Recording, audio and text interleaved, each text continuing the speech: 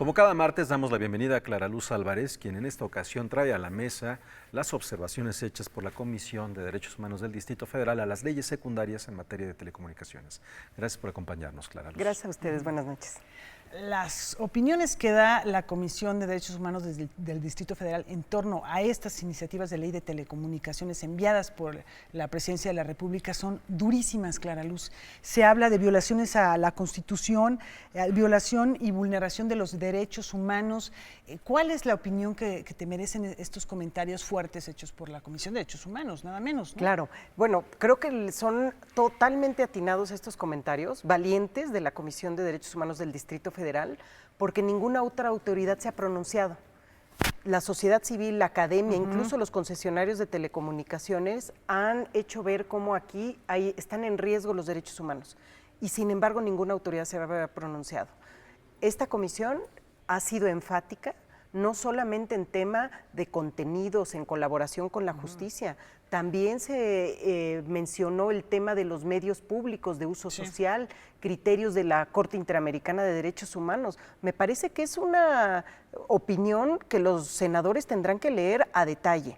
Además, anunció la presidenta de la comisión que enviarán detalle por detalle, artículo por artículo, cuáles son donde está en riesgo los derechos humanos en México.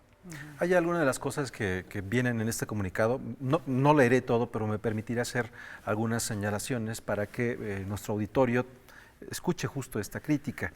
La propuesta legislativa vulnera la libertad de expresión y el derecho a acceso a la información, establece controles ilegítimos a medios de comunicación públicos y sociales, introduce mecanismos de censura previa, retira facultades especiales del Instituto Federal de Telecomunicaciones, carece de perspectiva de género, amenaza la privacidad de las personas y controla el Internet, afectando los derechos que se ejercen de manera digital en el espacio. Esto de que controla el Internet tiene que ver mucho con el artículo 197, fracción séptima, que permite bloquear, inhibir o anular servicios de telecomunicaciones en eventos y lugares críticos para la seguridad pública y nacional, cuestión que podría violentar los derechos a personas que transitan en el Distrito Federal.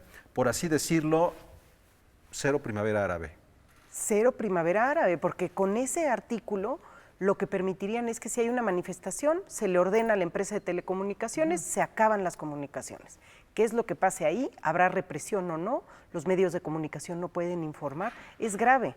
Ahora, hay que tomar esto muy atento. No se ha pronunciado la Comisión Nacional de Derechos Humanos, que me parece muy grave, porque precisamente esa comisión presentó una acción de inconstitucionalidad para el tema de geolocalización de equipos que resolvió la Corte. Esta iniciativa es mucho más grave en tema de geolocalización y la Comisión Nacional de Derechos Humanos parece que no se ha pronunciado.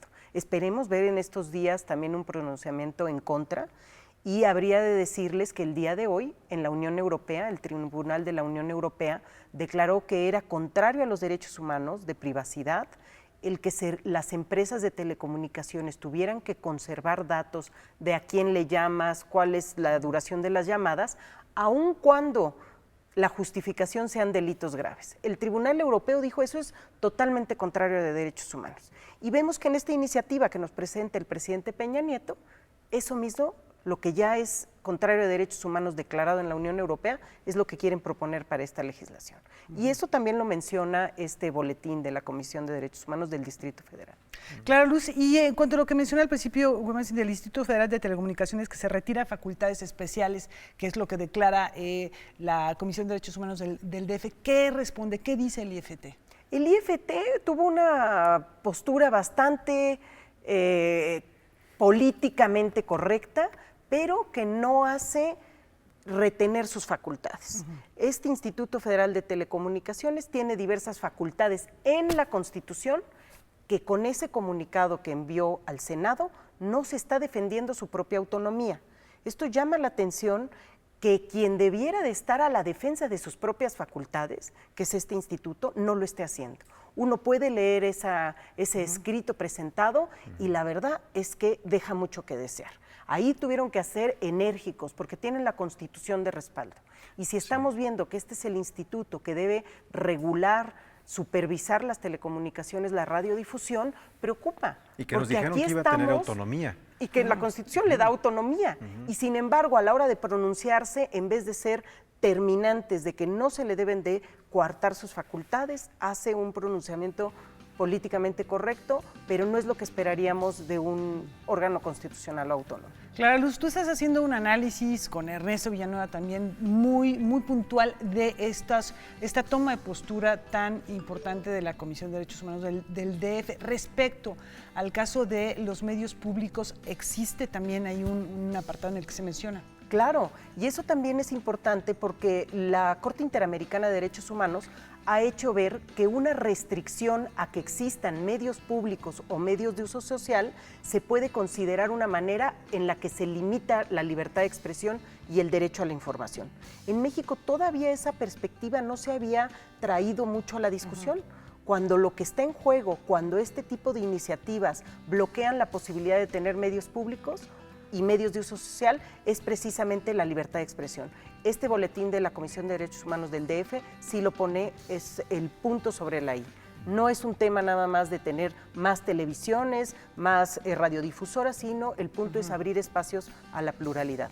De acuerdo con el artículo 1 constitucional, las y los legisladores están obligados a incorporar los estándares internacionales de derechos humanos. Sin embargo, muchas de las disposiciones aquí contenidas no son tomadas en cuenta y son confrontadas de manera abierta por la propuesta legislativa. Es parte de este comunicado en donde nos pone mucho de lo que estabas comentando hace un momento. ¿Cuál es el contexto internacional en donde se está generando en el Concierto de Naciones la telecomunicación y cuál es el contexto local? Sí, efectivamente, incluso la Suprema Corte de Justicia de la Nación ha establecido que todo aquello que resuelva la Corte Interamericana, cuando México es parte de ese asunto, tiene la fuerza de ley. Cuando no es parte de ese asunto, entonces es el criterio interpretativo orientador. Entonces, no pueden el Senado y la Cámara de Diputados ignorar todos estos precedentes judiciales en materia de libertad de expresión y derecho a la información.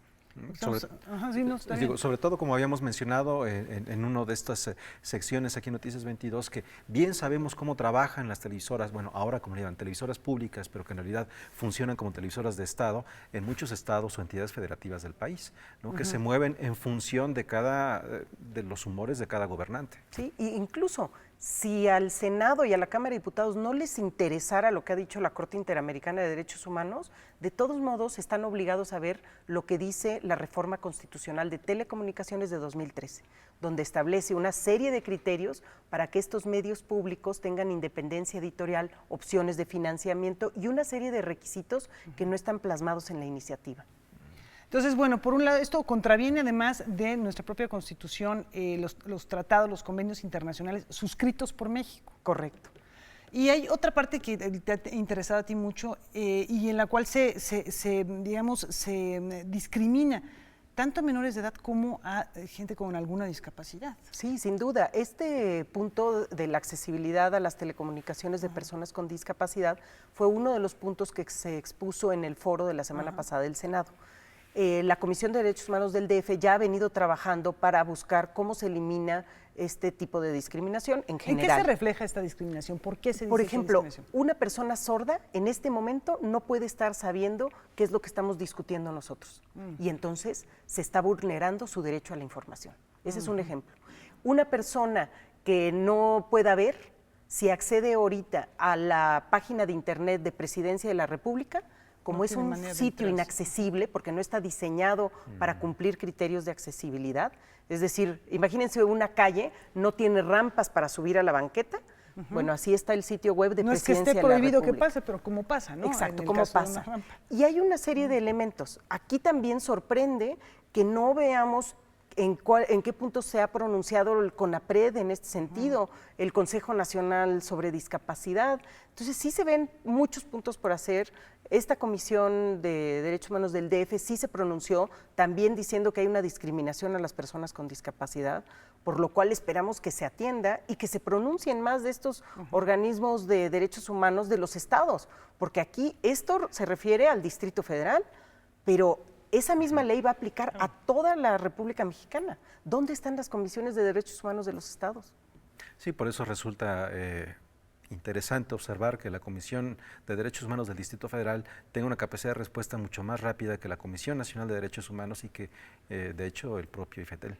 Sin duda. Aquí esperaríamos que haya abierto la puerta a una crítica, o sea, pareciera que hay un temor de las autoridades de pronunciarse en contra de la iniciativa del presidente Peña Nieto.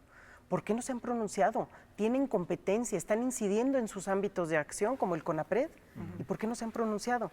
Entonces, bueno, creo que aquí abrió una puerta para la sociedad en general, es un buen indicio para que no nada más sean voces aisladas de los académicos, de los activistas y de la sociedad civil organizada, sino que haya autoridades que también digan, momento, se tiene que reflexionar, se tiene que hablar algo más plural, que eso también lo dice este boletín. Pues muchas gracias. Gracias a ustedes. Y nos vemos la próxima semana en otra emisión de La República de los Medios. Muchas gracias. Vamos a la pausa.